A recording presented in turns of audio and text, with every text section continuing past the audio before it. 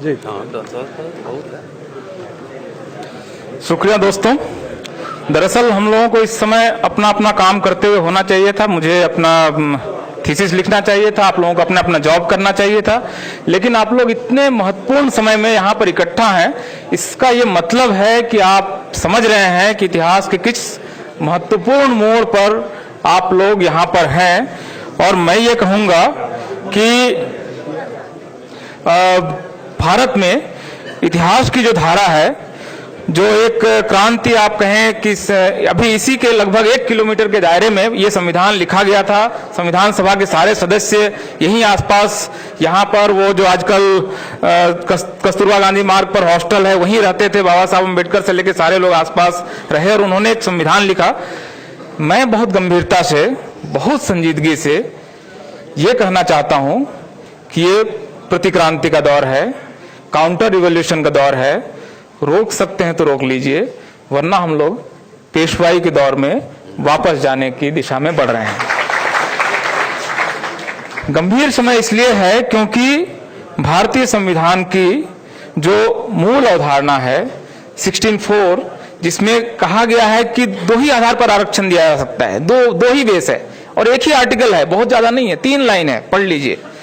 सीधा सीधा मामला, वो उसमें बैकवर्डनेस होनी चाहिए, एडिक्वेट रिप्रेजेंटेशन नहीं होना चाहिए, 2 ही कैटेगरी है। तीसरा कोई आप लोगों को पढ़ना चाहिए, मुझे लगता है 16(4) आर्टिकल 3 लाइन का आर्टिकल है। अब ये बताइए कि सवर्ण जो है सोशली बैकवर्ड है? आप बताइए, सोशली बैकवर्ड है? सामाजिक पिछड़ापन है उनमें? मतलब उसका जो भिखारी भी है वो भी आशीर्वाद देता है।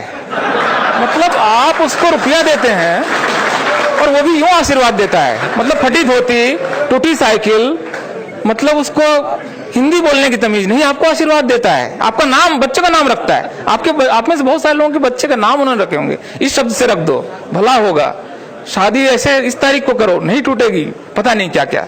अब सोशली बैकवर्डनेस नहीं है, एडिक्वेट रिप्रेजेंटेशन। इस देश में सवर्ण अपनी आबादी से कम 4 गुना ज्यादा रिप्रेजेंटेड है। किसी ऑफिस में चले जाइए, यहाँ सारे ऑफिसेज हैं, सारे मिनिस्ट्रीज हैं, सारे मिनिस्ट्रीज का डाटा आरटीआई से निकला हुआ है। अपनी आबादी से कम 4 गुना रिप्रेजेंटेड है। दोनों शर्तों को पूरा नहीं करता है। आपने उनको आरक्षण दे दिया, किस आधार पे दे दिया, क्या है, क्या और कितनी हड़बड़ी। 6 तारीख को रात 11 बजे ड्राफ्ट लिखा जा रहा है, 7 बजे सुबह लोकसभा में वो 7 तारीख को वो पेश हो रहा है, 7 तारीख को पास किया जा रहा है, अगले दिन राज्यसभा में आ रहा है, राज्यसभा में पास हो रहा है, 12 तारीख होते होते राष्ट्रपति उसको अनुशंसा दे देते हैं, हो गया, लागू हो गया। मतलब आप कल्पना कीजिए, इतनी क्या बड़ी भाई, आप उसको सेलेक्ट कमेटी में नहीं भेज रहे हैं, आप उस पर बात नहीं करना चाहते हैं। जिस आर्टिकल को लिखने में और जिस संविधान को लिखने में 2 साल से ज्यादा समय लगाया देश के सारे विद्वानों ने, बाबा साहब ने मतलब रात 1-1, 2-2 बजे तक मेहनत की, उसको आपने मिनटों में यूं बदल दिया। आपके कैबिनेट के मंत्री को पता नहीं, 8 तारीख को एक कैबिनेट मंत्री, एक इसी सरकार के एक मंत्री संसद में जवाब दे रहे हैं एक प्रश्न के जवाब में कि अपर कास्ट के गरीबों को आरक्षण देने का कोई प्रस्ताव पेंडिंग नहीं है हमारे पास। जिस दिन वो पारित हो रहा है, आप कल्पना कीजिए कि सरकार किससे छिपा रही है। तो ये जो प्रतिक्रांति का समय है, लगभग मैं इसकी तुलना करता हूं जो बौद्ध सम्राट, 10वें बौद्ध सम्राट बृहद्रथ को मारकर जो पुष्यमित्र शुंग ने इस देश में फिर से ब्राह्मणवाद की स्थापना की थी, लगभग वैसा समय है। 2015 में आपके तेजस्वी जी, अली अनवर साहब, आपके बिहार में जब वो कहते हैं मोहन भागवत कि हम इस संविधान की समीक्षा करना चाहते हैं। कोशिश हुई थी पिछले बार भी, वाजपेयी जी के समय में उन्होंने संविधान समीक्षा आयोग बनाया था, उसकी रिपोर्ट आई थी, आप पढ़ के देखिए। मतलब ये संविधान से इनको बैर है, झगड़ा है, संविधान इनके मार्ग का सबसे बड़ा बाधक है। इसलिए मेरे ख्याल से संविधान ने हमें 70 साल में क्या दिया, नहीं दिया, इस पर बात हो सकती है, शायद इसको और शानदार कुछ देना चाहिए था। लेकिन यह संविधान इस देश में मनुवादियों के रास्ते का एक बहुत बड़ा रोड़ा है, जो एंटी कॉन्स्टिट्यूशनलिस्ट हैं उनके रास्ते का बहुत बड़ा रोड़ा है। हमें अपनी पूरी ताकत के साथ, पूरी संजीदगी के साथ इस समय संविधान के पक्ष में खड़ा होना है। इस समय किसी पार्टी के पक्ष में नहीं हूं, किसी विचारधारा का मामला नहीं है। इस समय लेफ्ट राइट छोड़ देते हैं, थोड़े समय के रोक देते हैं कि ये मूल निवासीवादी है, नहीं है, ये लेफ्ट है, ये राइट है, सेंटर है, छोड़ देते हैं। इस समय अगर आपकी आस्था इस देश के संविधान में है और आपको लगता है कि ये संविधान अगर है तो ये देश बचेगा, संविधान के बगैर तो ये देश नहीं था ना। आज से 100 साल पहले अगर ये देश आजाद हुआ होता तो ये नक्शा नहीं था, कुछ और होता, पता नहीं कितने टुकड़े में होता। तो इस समय इस देश को बचाने का प्रश्न है, इस संविधान को बचाने का प्रश्न है।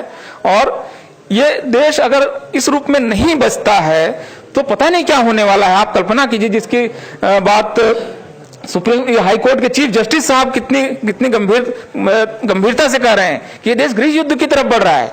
जस्ट इमेजिन द सिनेरियो, मतलब आप कल्पना कीजिए उस देश की जिस समय इस देश का वंचित को ये लगेगा कि इस देश में ये जो संविधान है जिसको तोड़ मोड़ दिया गया और हमें फेल कर रहा है, कॉन्स्टिट्यूशन हमें हमारे जो महत्वाकांक्षाएं उसको पूरा नहीं कर रहा है। मतलब आप कल्पना कीजिए उस देश की। तो ये जो चीफ जस्टिस साहब हमें अलर्ट कर रहे हैं, उस स्थिति से अगर बचाना है, हम में से कोई नहीं चाहता है कि वो देश उस स्थिति में जाए जहां पर गृह युद्ध हो। तो अगर इसको बचाना है तो देश इस समय गलत लोगों के हाथ में है, संविधान विरोधियों के हाथ में है। संविधान बचाने का प्रश्न है। मैं रोस्टर पर इसमें बात नहीं कर रहा हूं, इस पर बात हो चुकी है। अगर रोस्टर लागू होता है तो इस देश में SC ST OBC पढ़ाने नहीं जाएगा, फिर से गुरुकुल सिस्टम आएगा और एकलव्य का अंगूठा फिर से काटा जाएगा। अगर आपको अपने एकलव्य का अंगूठा बचाना है, और देखिए एक टीचर इस समय आएगा वो अगले 30 साल तक रहेगा, और आप जानते हैं इंपेरिकल डाटा है इसका कि अपर कास्ट का टीचर लोअर कास्ट के टीचर्स स्टूडेंट्स को इंटरव्यू और वाइवा में कम नंबर देता है। इस देश में RTI का डाटा है, आपको चाहिए तो मैं दे देता हूं, वो नहीं देते हैं नंबर पर्याप्त, वो अपमानित करते हैं। मेरे साथ के दो शेड्यूल कास्ट के बच्चे क्लास में घुसते थे तो टीचर कहता था 2 बैल आ गए। मतलब आप उसका ह्यूमिलिएशन सोचिए, मतलब वो बच्चा क्या पढ़ेगा, क्या सोचेगा। मतलब इस ह्यूमिलिएशन से हमारे बच्चे अगले 30 साल तक ना गुजरे। अभी की नियुक्तियों का मामला है, और ये अगर इस समय भर दिया, जो कि भर देंगे अगले 2 महीने में, तो अगले 30 साल के लिए पूरी यूनिवर्सिटीज फिक्स हो जाएंगी। जिस तरह आज 49 सेंट्रल यूनिवर्सिटीज में शेड्यूल्ड कास्ट का एक वाइस चांसलर नहीं है, OBC का एक वाइस चांसलर नहीं है, ये सारी यूनिवर्सिटीज का क्लासरूम का स्ट्रक्चर बदल देंगे। और ये जो अब हम लोगों में से बहुत सारे लोगों को एक बीच के समय में एक विंडो था, संविधान लागू हुआ और आपको मंडल कमीशन आता है, इस विंडो में हम सारे लोग घुस गए हैं। अब ये रास्ता रोका जा रहा है, रोकना अब इसको मुझे मेरे ख्याल से पूरी ताकत के साथ, कुछ नहीं समझ में आ रहा है। अभी आपको लगता है कि तेजस्वी जी का भाषण मेन स्ट्रीम मीडिया नहीं दिखा रहा है, निकालिए अपना मोबाइल, रिकॉर्ड कीजिए भाषण, अपलोड कीजिए, 10 लाख लोगों तक आज आप अगले 1 घंटे में पहुंचा सकते हैं। क्यों नहीं करते हैं? कौन रोक सकता है इसको? आपके हाथ में टूल है। आप इन बातों को रखिए। और 31 तारीख को मुझे लगता है कि दिल्ली में एक बहुत बड़ा प्रदर्शन होने वाला है, मंडी हाउस से लेकर संसद मार्च तक, संसद भवन तक, उसमें शामिल होइए।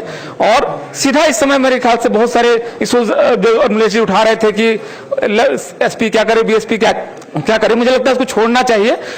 इस समय हम भारत के नागरिक के तौर पर संविधान की रक्षा के अपने पवित्र दायित्व को पूरा करें। मेरे ख्याल से ये एजेंडा है, यही हमारा एकेडमिक्स का एजेंडा है, यही हमारे पॉलिटिक्स का एजेंडा है। बहुत बहुत धन्यवाद दोस्तों, बाकी लोगों को सुनते हैं।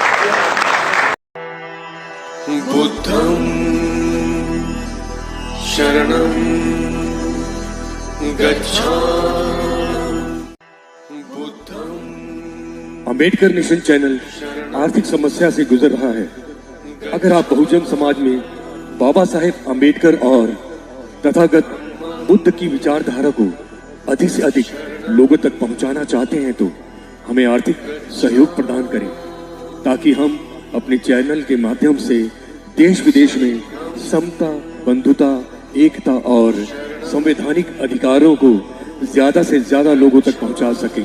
आप अपनी सहायता राशि नीचे लिखे खाते में जमा करा सकते हैं।